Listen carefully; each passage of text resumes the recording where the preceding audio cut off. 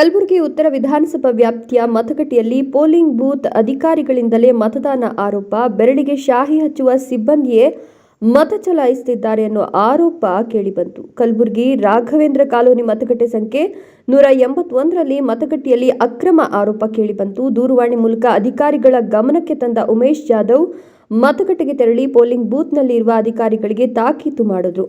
ಇನ್ನು ಉಮೇಶ್ ಜಾಧವ್ ಅವರು ಮತದಾರನ ಮತ ಹಾಕಿದ ಪೋಲಿಂಗ್ ಬೂತ್ ಅಧಿಕಾರಿ ಅಮಾನತಿಗೆ ಆಗ್ರಹಿಸಿದ್ರು.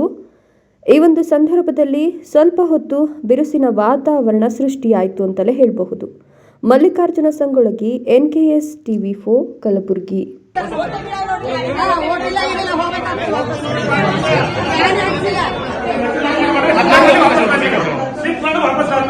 ಚೀಟಿ ಕೊಟ್ಟರೆ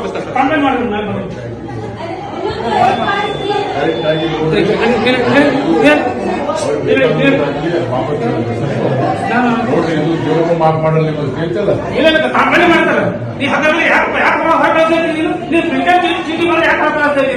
ಬರ್ಕೊಂಬ ಅಂತ ಯಾಕೆ ಚೀಟಿ ಬರ್ಕೋಬರ್ಬೇಕು ಕಂಪ್ಲೇಂಟ್ ಮಾಡ್ತೀವಿ ಹೊರಗೆ ಬರ್ಲಿ ಹದಿನಾಲ್ಕು ಯಾಕೆ ಆಫೀಸ್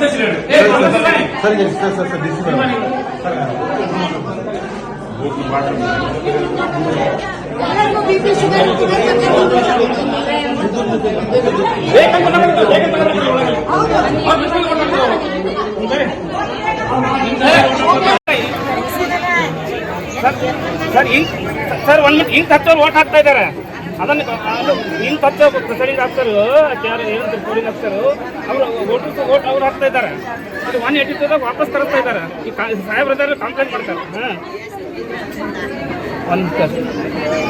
साहब यहाँ पे होना बोल के डिले कर रहे हैं. अंदर पूरे माइनॉरिटी ऑफिसर्स है, they are delaying things. Okay, no immediately somebody should come here and they are voting.